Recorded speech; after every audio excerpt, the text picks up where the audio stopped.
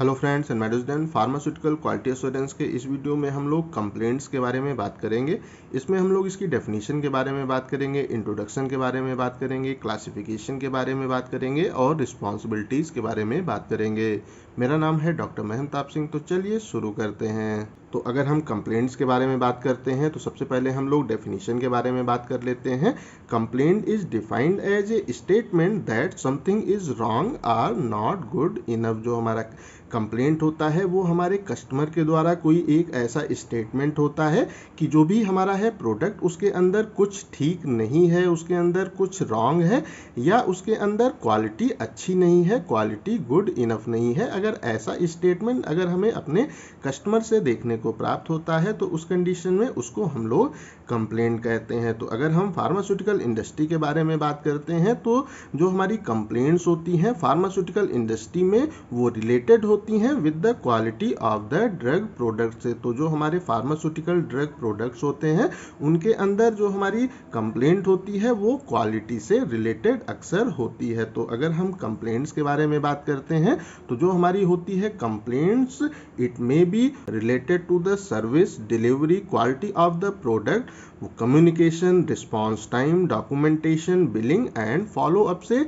Related हमारी complaints हो सकती हैं। और अगर हम बात करते हैं अबाउट द फार्मास्यूटिकल फील्ड तो उसमें हमें जो हमारी कंप्लेंट देखने को प्राप्त होती हैं वो अक्सर हमें जो हमारे होते हैं पैकिंग मटेरियल होते हैं उनसे रिलेटेड हमें कंप्लेंट्स देखने को प्राप्त होती हैं, या जो हमारे फार्मास्यूटिकल प्रोडक्ट्स होते हैं उनसे वो रिलेटेड हमें अपनी कंप्लेंट्स देखने को प्राप्त होती हैं। तो अगर हम फार्मास्यूटिकल इंडस्ट्री के बारे में बात करते हैं तो उस कंडीशन में अगर जो हमारी कंप्लेंट्स है वो हमारे पैकेजिंग मटेरियल से रिलेटेड है, उसके अबाउट है, तो उस कंडीशन में अक्सर हमें ऐसी कंप्लेंट देखने को प्राप्त होती हैं कि जो हमारी बॉटल्स हैं उनके अंदर लीकेज है, या ये हो सकता है कि जो हमारे कैप्स वगैरह हों वो प्रॉपरली ओपन ना हो रहे हों, उनको ओपन करने में जो वो डिफ़िकल्टी हो रही हो, ऐसी कंप्लेंट जो हो सकती हैं।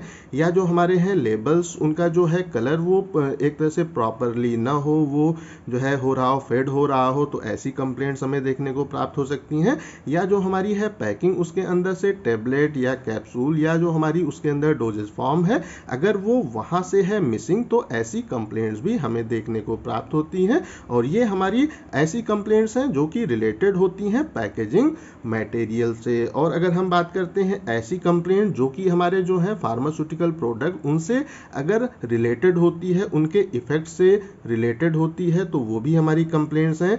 इसमें जो हमें अधिकतर देखने को प्राप्त होता है कि देयर इज नो इफेक्ट, जो हमारी है डोजेस फॉर्म उसका कोई असर नहीं हो रहा है, कोई उसका रिस्पांस हमें नहीं प्राप्त हो रहा है। जो हमारा है वो कलर है वो टेबलेट या जो हमारे सोल्यूशन या जो हमारे कैप्सूल का जो वो कलर है वो अलग है, अगर जो ऐसी कंप्लेंट्स हमें वो देखने को प्राप्त हो सकती हैं।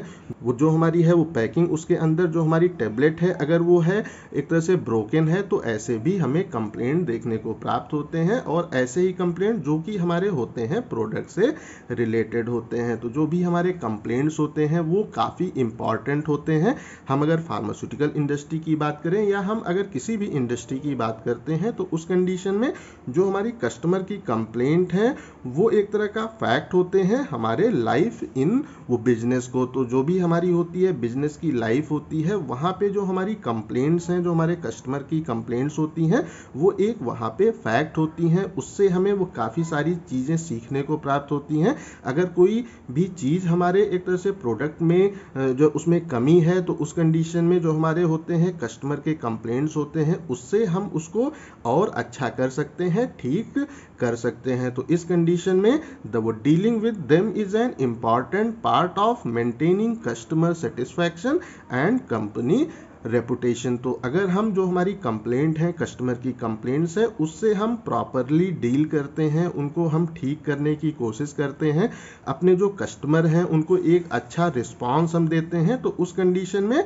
हम अपने जो हमारे कस्टमर हैं उनका जो होता है सेटिस्फैक्शन उसको हम मेंटेन कर सकते हैं और अपने कंपनी की जो है रेपुटेशन उसको भी हम मेंटेन कर सकते हैं अगर हम जो हमारी कंप्लेंट्स हैं उनको प्रॉपरली हैंडल करते हैं। और ये एक काफ़ी इंपॉर्टेंट पार्ट होता है हमारे कस्टमर के सेटिस्फैक्शन का और कंपनी की रेपुटेशन का। तो अगर हम बात करते हैं कि द वो कस्टमर वो डिससेटिस्फैक्शन फाइंड थ्रू 2 मैकेनिज्म। हम जो हमारे कस्टमर हैं उनका जो है डिससेटिस्फैक्शन है उसको 2 मैकेनिज्म को यूज करके हम फाइंड कर सकते हैं। पहला हमारी है वो mechanism that is the voice, जिसमें हमारा जो कस्टमर है वो कंप्लेन करता है, वो हो सकता है वो रिटर्न कंप्लेन करे, वो हो सकता है टेलीफोनिक जब कंप्लेन करे या ईमेल के थ्रू वो कर रहा है, तो वो हमारा होता है वॉइस। और दूसरा होता है एग्जिट, इसमें हमारा जो कस्टमर है वो कंप्लेन तो नहीं करता है बट वो जो हमारे प्रोडक्ट हैं, जो हमारी सर्विसेज हैं, उनको यूज करना स्टॉप कर देता है। तो इन 2 मैकेनिज्म के थ्रू हम इस चीज को आइडेंटिफाई कर सकते हैं, फाइंड कर सकते हैं कि जो हमारा कस्टमर है क्या वो हमसे डिससेटिस्फाई तो वो नहीं है। इन 2 मैकेनिज्म को यूज करके हम इस चीज को फाइंड कर सकते हैं। अब हम लोग बात कर लेते हैं about the classification of complaints के बारे में। जो हमारी कंप्लेंट्स हैं उनको हम लोग किस तरह से क्लासिफाई करते हैं। तो जो हमारी कंप्लेंट है उनको हम लोग 3 प्रकार से क्लासिफाई करते हैं। पहला है हमारा ए टाइप कंप्लेंट, इसको हम लोग क्रिटिकल कंप्लेंट भी कहते हैं। दूसरा है हमारा बी टाइप कंप्लेंट, इसको हम लोग कहते हैं मेजर कंप्लेंट। और जो अंतिम है that is the C type complaint, इसको हम लोग माइनर कंप्लेंट कहते हैं। तो एक एक करके इनके बारे में भी हम लोग डिटेल में बात करेंगे। तो सबसे पहले हम लोग बात करेंगे about the A type complaints के बारे में। ये हमारी जो कंप्लेंट्स हैं ये क्रिटिकल कंप्लेंट्स कहलाती हैं, इन विच द वो product is required to be withdraw from the market. ये ऐसी कंप्लेंट्स होती हैं, ऐसी क्रिटिकल कंप्लेंट्स होती हैं जिसमें हमें अपना जो हमारा है प्रोडक्ट उसको एक तरह से मार्केट से विथड्रॉ करने की आवश्यकता होती है। इसमें हम अपने जो है हमारा प्रोडक्ट उसका हम करते हैं रिकॉल करते हैं ऑन इमीडिएट बेसिस पे। हम ये हमारी ऐसी कंप्लेंट्स होती हैं जैसे ही हमें इनका एक तरह से पता चलता है हमको अपने जो हमारा प्रोडक्ट है उसको फौरन मार्केट से बाहर निकालने की आवश्यकता होती है। तो अगर हम क्रिटिकल कंप्लेंट्स के बारे में बात करते हैं, ए टाइप कंप्लेंट्स के बारे में बात करते हैं, तो ये हो सकती हैं जो है एडवर्स ड्रग रिएक्शंस हो सकती हैं। जो हमारा होता है मेजर हेल्थ हजार्ड हो सकता है, वो जिससे कि जो हमारे हैं एक तरह से कस्टमर हैं, जो हमारे पेशेंट हैं, उनमें किसी भी प्रकार का परमानेंट अगर वो डिफिशियंसी या उनके अंदर हमें डेथ देखने को प्राप्त हो रही है तो वो हमारी आती है क्रिटिकल कंप्लेंट के अंदर। ये कंप्लेंट हमारी जो है प्योरिटी और सेफ्टी के कारण भी हो सकती है, जो हमारी पोटेंसी है उसके कारण भी ये कंप्लेंट हो सकती है, और हमारे प्रोडक्ट की स्टेबिलिटी से भी रिलेटेड ये हमारी कंप्लेंट हो सकती हैं। और अगर हम टाइप ए कंप्लेंट के बारे में बात करते हैं तो ये क्रिटिकल होती हैं और इसमें हमें अपने जो भी हमारा प्रोडक्ट है उसको फौरन मार्केट से रिकॉल करने की आवश्यकता होती है ऑन द इमीडिएट बेसिस पे। अब हम लोग बात कर लेते हैं टाइप बी कंप्लेंट के बारे में। तो जो हमारी बी टाइप की कंप्लेंट होती हैं इनको हम लोग कहते हैं मेजर कंप्लेंट भी कहते हैं। आइए देख लेते हैं ये किन किन कारणों से होती है। जो हमारा है पहला that is the problem with primary packaging. जो हमारा है प्राइमरी पैकेजिंग अगर उसमें कोई प्रॉब्लम है तो उसके कारण हमें बी टाइप का कंप्लेंट देखने को प्राप्त हो सकता है। अगर जो हमारी है वो लेबलिंग है या जो हमारे लीफलेट है उसमें कोई मिस इन्फॉर्मेशन है वो जो कि हमारे पेशेंट के लिए हो सकता है हजार्डस हो, तो उस कंडीशन में भी ये जो हमारी कंप्लेंट है ये हमारी कहलाती हैं मेजर कंप्लेंट या बी टाइप कंप्लेंट कहलाती हैं। अगर जो हमारा है नॉन स्टेराइल मतलब प्रोडक्ट है, अगर उसमें कोई माइक्रोबियल कंटामिनेशन हमें देखने को प्राप्त हो रहा है तो उस कंडीशन में भी ये हमारे कहलाती हैं मेजर कंप्लेंट, बी टाइप की कंप्लेंट होती हैं। और अगर non compliance to specification API assay, अगर हम एपीआई का असे करते हैं और उसमें जो स्पेसिफिकेशन है उसमें हमें नॉन कंप्लायंस देखने को प्राप्त होता है कि जो भी स्पेसिफिकेशन है वो प्रॉपरली अगर मीट नहीं हो रहे हैं तो उस कंडीशन में भी वो हमारी जो कंप्लेंट है वो हमारी मेजर कंप्लेंट कहलाती है। तो इस कंडीशन में ये जो हमारी कंप्लेंट होती हैं जो है थोड़ा बहुत वो रिस्की होती हैं, बट हमारे जो पेशेंट हैं, जो हमारे कस्टमर हैं, उनके लिए लाइफ वो थ्रेटनिंग नहीं होती हैं। तो इस कंडीशन में भी हम अपने प्रोडक्ट का रिकॉल तो करते हैं बट उसके लिए हम थोड़ा टाइम ले सकते हैं। हमें वहाँ पे इमीडिएट बेसिस पे रिकॉल करने की आवश्यकता नहीं होती है अगर हम बी टाइप कंप्लेंट के बारे में बात करते हैं। अब हम लोग बात कर लेते हैं about the C type complaint के बारे में। तो जो हमारी सी टाइप की कंप्लेंट होती हैं ये हमारी माइनर कंप्लेंट होती हैं और इनका एक और नाम है, इनको हम लोग कॉस्मेटिक डिफेक्ट भी